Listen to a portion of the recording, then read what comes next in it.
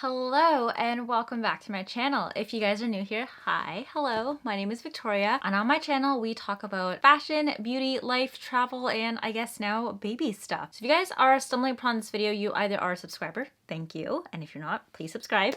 And if you guys are not a subscriber and you stumbled upon this video because it was not in your subscription box, then you were probably looking for must-have items for a C-section that you either have coming up or you just had a C-section. I just recently had one and I'm almost back to normal now, safe to say. It was a rough journey, but we are here and we are surviving, and I know you will too. So from my experience, I wanted to kind of share my must-have C-section, I guess, like items for a speedy, well, not necessarily a speed, but for a smoother recovery, because I know it is not the best. It is essentially major abdominal surgery and trauma to your body beyond pregnancy as it is already. So if you guys are looking for help on how to make your C-section recovery a little bit more smooth, please keep watching. All right, so if you guys watch my delivery videos and kind of like a chit chat about the whole delivery process of our baby, then you'll know that I had a C-section, and safe to say it is not something I would recommend if you don't have to get it. It is a very physically traumatic, I guess, surgery for your body. Abdominal surgery is really, really aggressive to begin with anyways, and I don't think it's great for anybody unless you really, really need it. So I wouldn't necessarily recommend a C-section. Personally, I prefer having a natural birth. I have nothing to compare it against because I've never had a natural birth yet, but from everything that I've seen, heard, and read about, the recovery process from a natural birth is way smoother and faster than a C-section. I believe with a natural birth, you're back up and walking around doing stuff within 24 to 48 hours, whereas for a C-section, I was essentially on more or less a bed rest for the first like 3 to 4 days at minimum. I don't think I was comfortably able to get up and do things until I was like at least 7 to 10 days in, like post-delivery. So just something to keep note of. And then even after that, the full recovery process takes at minimum 6 weeks.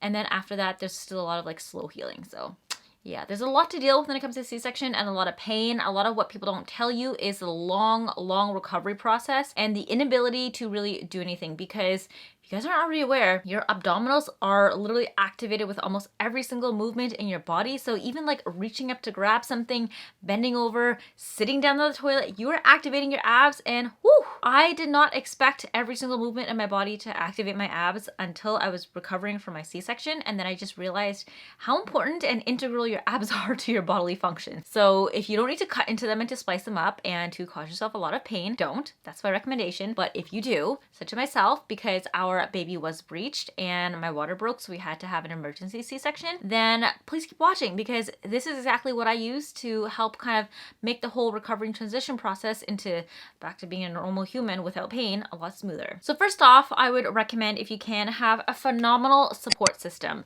Not only did I have my wonderful husband Peter to help take care of me, but you are also kept in the hospital for, I believe, up to 48 hours pending no additional complications post-surgery, for the nursing and the doctor's teams to kind of look over you and to make sure that you're okay to go home. I was actually discharged to go home within 24 hours because everything was, I guess, going textbook perfectly healing wise, but I was still feeling a lot of pain. Well, I wouldn't necessarily say luckily, but we ended up luckily staying in the hospital for up to like 4 days because our baby had some complications. He had jaundice, his bilirubin levels were way too high, and he was dropping weight really quickly, so they had to monitor him. And in that time frame, the nurses took care of our baby while I was put on kind of like bed rest. I would lie down in my hospital bed, chill there, sleep, eat. Granted, it was super boring because there was like not much to do when you're in the hospital, and the Wi-Fi are the best. I couldn't do work, and you guys know me, I'm like a workaholic. So yes, I didn't get to do a lot, but in hindsight, I got a lot of time to rest and to heal and to recover, which I'm really grateful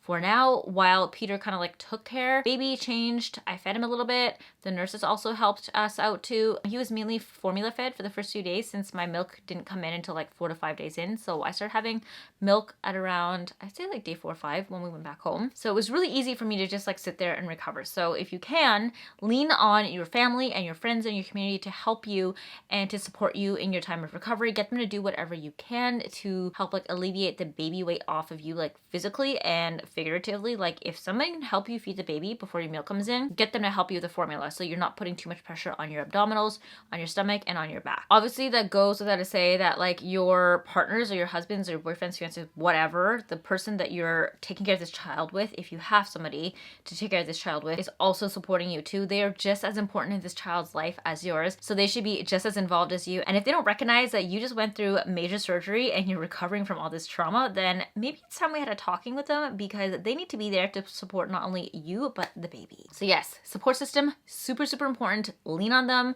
I would even say lean on them if you had a natural birth, but even more so now that you've had a C-section, because you were essentially out of commission at this point. It just sucks. Recovery sucks, and whatever you can do to help speed up the process, such as allowing your body the time and the space to heal, the faster you're gonna recover. The more you aggravate it by like working hard, by like cleaning up around the house, taking care of the baby, the longer it's gonna take to heal, because your body is going to be physically stressed out. So yes, take all the help you can get. Next up, support, not just on people, but in your home. So when it comes to your bed, you're gonna wanna give yourself a lot of back support, because I at least found myself overcompensating and preventing pain from my abdominals by leaning forward a lot. So because of that, I got crazy amounts of back pain. Not only when I went to the bathroom, I was always like hunched over. When I was feeding our baby, I was hunched over. When I was doing things around the house, lifting him in and out of the bassinet, I was constantly hunched over. And that actually was the number one thing the nurses recommended that I didn't do during the healing process. They told me to try to lean backwards a little bit and to open up my chest and my shoulders. Obviously, easier said than done when you're not the person in pain. When you're recovering from your C-section, it hurts a lot, and bending forward kind of helps protect your abs, and it allows you to feel less pain in that area. But in doing so, you end up really aggravating and stressing your back, and you get quite a bit of back pain, which is what I had for the longest time. It was like chronic. There were days when I would just like have to stop moving because it hurt so much. I thought I would cry if I kept just doing things. Now, thankfully, that back pain is gone. A lot of it was in the middle area, but I'm still not 100% fully recovered from the C-section yet. So sometimes I still do find myself leaning forward a little bit, and then I correct myself and push my chest and my shoulders back. So I still have a little bit of back pain here and there, but I'm going to be booking a massage soon to help kind of like loosen up my muscles a little bit, because this girl needs a massage. Trust me, after carrying a baby for 9 months and then going through a C-section, recovering for 2 months, and constantly having to bend over to take care of the baby and to clean up the house, I need to let loose on my muscles a little bit and have them relax. But yes, lots of support around the house. Make sure you have chairs that have really good back support. When you're in the bed and you're breastfeeding or watching TV or recovering and you want support, make sure you have a lumbar pillow of some sorts. They are so helpful. As you can see behind us right here, we have like a little mountain of pillows, and that's exactly how I like to sleep in my bed to begin with prior to having the baby, so that really helps. But I essentially stack the back of our bed frame with pillows, and when I sit there, I scooch back as far as I can, so it's like pushing out against my back, and then I lean back. So that kind of like helps to correct and arch my back forward a little bit so that I'm not stressing, I guess, like the whole spinal cord. Definitely get something with support when you're sitting in bed. Another thing that's really gonna suck and you're gonna have to learn how to do is how to roll out of bed after having a C-section, because you cannot just like whip yourself up and like spin over like you used to. Even during pregnancy, I know that's hard enough as it is already with a tummy, but at least you had the muscles to pull yourself up with. Now you literally have a giant cut in your abdominals and no muscles, so you gotta find a way to really pull yourself and hoist yourself up out of bed. You're gonna be doing that multiple times between like peeing, going to do things, feeding your baby, going to the bathroom. It's a lot. So if you don't have a hard bed frame, which is what we have with a little bit of padding, I essentially just like use my arms and really push myself up. You're gonna have to rely heavily on your arm muscles and your leg muscles to hoist yourself in and out of bed, trust me. Another technique I really liked too is actually linking my arms underneath one of my legs, like where the knee was, and using that as, I guess, like an anchor and pulling myself up that way. That really helped and really allowed me to alleviate any sort of stress or pressure on my abdominals, but then I was still able to lift myself up completely without having to rely only on my hands. It was kind of like a two-pronged effort. My legs and my arms. I just kind of like wedge my arms under one of the knees, not both, or else you're gonna rock backwards. Keep one planted on the bed for support and keep the other one kind of like bent up 90 degrees. Hoist it underneath with both hands and just like pull yourself upwards like that. That helped me so much. Or like I said, use the side of your bed frame and kind of like really push yourself up. Another thing that could work too is put a chair next to your bed and just like press down on that and push yourself up when you're trying to get up and out of bed. So a lot of that is not only support in the house with your family members, but also physical support on yourself. Another thing I would say is like medicated support. You're gonna hurt a lot. When I was in the hospital, they had me on constant rounds of Tylenol and naproxen. naproxen's kind of like ibuprofen. You cycle between the two to alleviate all the pain from there. And then when I went home, they sent me with a prescription of naproxen for me to use at home, and then I just had extra strength Tylenol at home. If you don't have naproxen, you can just use ibuprofen like I said, but please speak to your doctor before you start taking meds of your own. Don't take it from me. I am not a doctor and I cannot prescribe you things, but I use extra strength Tylenol with some naproxen, and then when I finished my naproxen, I used ibuprofen, and that honestly really helped to take the edge off of the pain. There definitely were days where it was way more painful than others, and I just had to sit down and like tap out for the day. And I told Peter, and he was fine. He's like, you know, just go rest. I'll take care of the baby. I'll take care of the house. And it's like, okay, bless. I'm sorry. I really wish I could do things, but I just like physically cannot right now. And it was so nice to be able to just relax and let him take care of the house while I kind of took my Tylenol and just chilled and let my body recover. But don't be afraid to ask your doctor for prescription if you do need help when it comes to pain management. I know it's a lot. It's a really traumatic surgery and a lot for your body to go through. So you want to do whatever you can to help your body not only take the edge off the pain, but to help you kind of like calmly recover without having too much stress and being too hopped up yourself. So a big thing when it comes to delivery, as you guys know, when it comes with babies, is you're going to be bleeding a lot down there. Not only are you bleeding from delivering the baby, you're probably going to be bleeding if you have some tears, but you're also bleeding because your uterine lining is being shed out so much and your uterus is contracting back to its normal size. A uterus regularly is like tiny, and then when you have a baby, think of how big that baby is. It's constantly pushing itself back to its normal size. So in the process of that, it has all this lining that it needs to shed. So you're going to be bleeding a lot, like almost on a period sort of thing. I don't think I stopped bleeding until maybe about a week ago. So I bled nonstop for 6 weeks straight. Granted, it wasn't like disgusting levels of blood. A lot of it was in the first 3 weeks or so, and then in the last 3 weeks, it was just like spotting, but there's still enough in my underwear that I had to use liners all the time. It was really frustrating. If you guys want to, you can wear diapers. The hospital does send you home with like these massive pads too. It's up to your own comfort as to what you want and what helps with you. I personally just used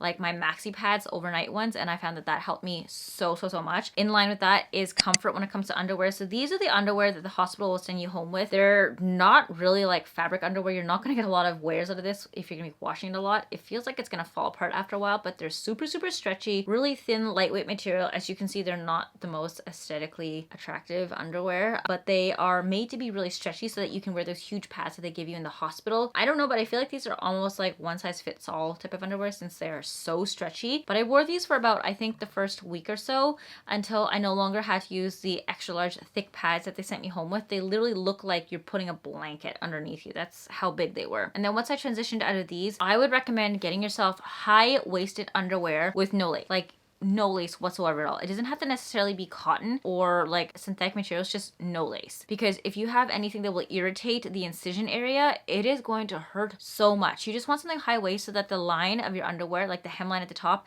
doesn't cut into the incision. I know a lot of us like to have low-rise undies so it doesn't show when you're wearing pants, but this is the one time you're gonna fall in love with high-waisted underwear because it's gonna hug you in. Not only is it gonna keep the incision nice and tight so it's not like flopping around and moving and like feeling gravity pull it so much, but it's gonna protect it from your hemline or your waistline of your pants rubbing up against it. Some of the favorite ones that I actually had were from Aerie. I bought these like quite a while ago. These are really high-waisted ones. They come up almost all the way to my belly button. There's mesh here. The line here didn't really irritate my incision because my incision was like lower down here, and this full smooth panel just allowed it to be able to heal and to have it covered without feeling irritated. Another pair that I also really liked from Aerie are these super high-waisted ones. These ones came up like way past my belly button, and it's one smooth panel from the top to the bottom, so you don't have anything irritating the incision here. A brand that I actually recently just discovered and I personally love to death is Parade. They have these super soft underwear. These are one of my favorite ones. They have like a slightly thick band-ish at the top, so it feels like it's hugging you in. It's not digging you into your waist here, because after you deliver, there's still a little bit of flesh around there that sometimes if your underwear is too tight, especially if you're wearing high-waisted ones when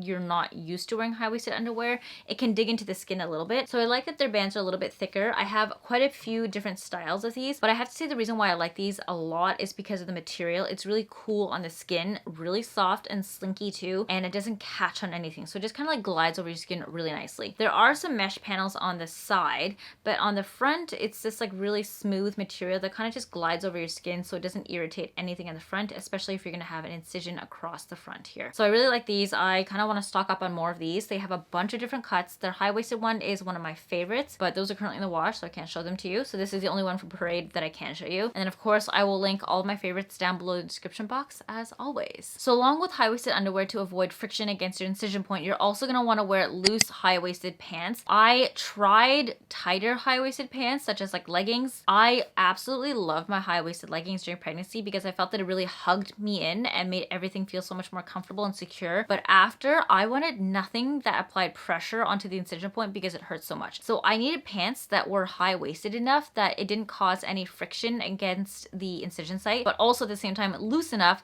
so that it wasn't putting pressure on the incision site as well. So my current favorite ones are also from Parade. These are the super high-waisted, I think like the waffle trousers or loungers or whatever. They're pajama pants essentially, and I'm not really leaving the house right now. I think the only good thing about being in lockdown in Ontario is the fact that we have nowhere to go, so I essentially live out of pajamas. These are my ride or die at the moment. They're really high-waisted. Well, I don't know if they're supposed to be high-waisted, but they have a super low drop crotch so that I can hoist these up as high as I want, and it also has a drawstring so that I can tighten it and ensure that it stays up quite high and it doesn't drop and touch my incision point. And the rest of the pants are so baggy and loose and lightweight that I barely almost don't even feel it on my skin. It doesn't really touch or aggravate or irritate the incision site, which is what I wanted, and I'm really happy with it. There are a couple of other pants that I like too. Right now, my favorite ones are a toss-up between these ones and some pajama bottoms from Adore Me. I've essentially been living out of pajama bottoms because they're so lightweight. The material is usually really thin. The elastics are not crazy and thick. They're really stretchy. A lot of my regular sweatpants have like really thick bands that are super elasticated at the waist that I can't really wear at night because it just feels like it's suffocating my stomach. So I've been gravitating more towards pajama pants at home, and I'm just spending all day at home anyway, so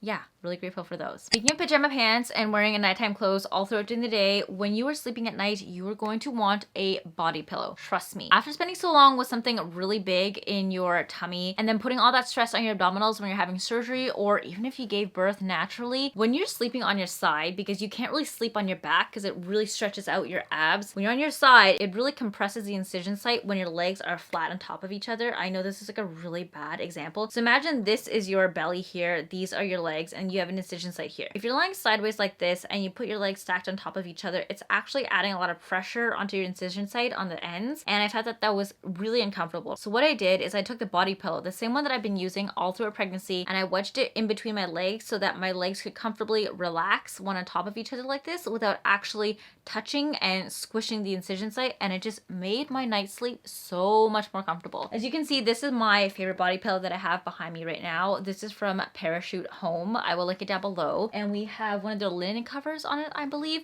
It is the softest and most huggable pillow ever, and it is like the perfect size, the perfect weight, the perfect fluffiness. It was just chef's kiss for my recovery. I literally bear hugged that thing every single night while I was recovering from my C-section. I still do it now because I still have some lingering pain in the incision area down my abdominals, so I really love being able to kind of wedge it in between my legs, give it a nice hug, and fall asleep like that. It just allows my legs to like float on top of each other without putting pressure on the incision site. If you don't want something that big in your bed, because I know it does take up a lot of space and something you have to commit to, then get yourself a lumbar pillow, and you can also do the same thing. Wedge this in between your legs as well when you're sleeping, kind of like this, and it will allow you to kind of float one leg on top of each other and to alleviate any stress or pressure on your abs. And then afterwards, when you're done, you can just toss this onto your bed as a piece of decor, like right there. This is not the one that we usually keep on our bed though. We usually have this blue one here. I also use this in the meantime and leave it here during the day, and at nighttime, if I want to, I squish this between my legs if I'm not in the mood to use the giant body pillow. Another good use of these pillows, which you're gonna want when you have a C-section, is to elevate your baby if you are breastfeeding them. So if you're breastfeeding your child and you have small boobs like me, chances are there's quite a bit of space between your boobs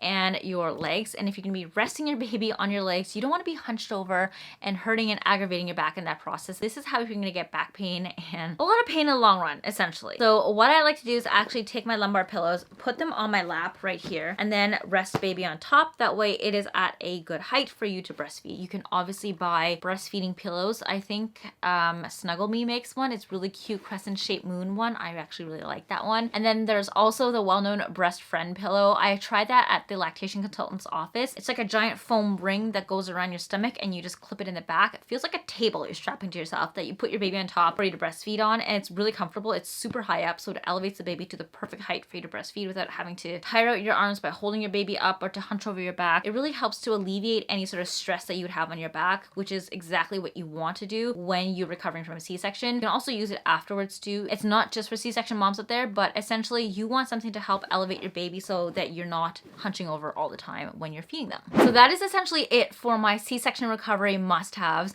I think I essentially ran through everything that I used to help me recover smoother, not necessarily faster because it's up to your body's own rate, but you will at least keep your body on pace and on track to recover within that 6-week window that it typically takes for most people to recover from a C-section. If you are funny that you're stressing yourself out too much by running around the house, both physically and mentally, it will slow down your recovery a little bit and you will take longer than usual. But I don't think there really is necessarily anything that will beat up your recovery per se and make you go from like surgery patient to back to normal within like 3 days. That's just physically unheard of. So all of these essentially helps to alleviate any sort of like pain or stress on your body and to make the whole process of recovery a little bit smoother. And I hope you guys found this helpful. I know that sometimes people recommend silicone patches to help fade the scars. Personally myself, I didn't use that. That's why I didn't want to recommend it. I spoke to my OB about it and she said that it's not necessarily guaranteed to work. It works for some people, it doesn't work for others, and there's not a lot of proof saying that silicone does in fact help you remove and fade scars any faster. So it's up to you if you want to try it. I didn't even bother because I was like, I don't know, if my OB is going to say that it's not really scientifically proven, then there's no point in me bothering spending that much money and trying it. We will look down the road, maybe we can laser it off or something. But yes, that is everything that I used to help me recover during my C-section that I felt were absolute must-haves, that if I had to have a C-section again, I would 100% use all of these. And even though they are very much pregnancy and postpartum related, a lot of these things I already kind of had around the house, such as the lumbar pillows. We had them as decor pieces. The body pillow I already had existing because I just love body pillows in general, and I needed it during pregnancy to help me feel more comfortable at nighttime when I was sleeping. The meds, already had them in the first aid closet. The underwear, already had it as well. These ones were given to me at the hospital, and then the Parade ones were actually gifted to me, but I ended up falling in love with them during postpartum recovery that I had to recommend them. Same with these Loungewear pants from Parade. They were also gifted to me, but I used them so much during postpartum recovery that I just needed to mention them. Yeah, I hope I touched base on everything that I found useful for my recovery. As always, if you guys have any questions, feel free to drop them down below. I would be more than happy to answer them in regards to pregnancy, postpartum, C-section recovery, and all that jazz. I am, as always, an open book to you guys. I would love to help anybody else get through their pregnancy too, because I know it's super, super tough. So feel free to ask away or send me a DM on Instagram. I'll try my best to answer. I have a lot of messages to go through still, so I will try my best to get back to you as soon as possible. But yes, if you have questions, let me know in the comments down below or my Instagram DMs. And speaking of Instagram, if you want to see more of me, make sure you guys are following me over on there. And you can also find me on TikTok as well too if you don't see enough of me here on YouTube. And make sure you guys are subscribed so that videos like this pop up in your subscription box if you want more tips and tricks on just life in general. Otherwise, I hope you guys are having an amazing day. Thank you again for stopping by and watching today's video. I will see you guys in the next video. Love you.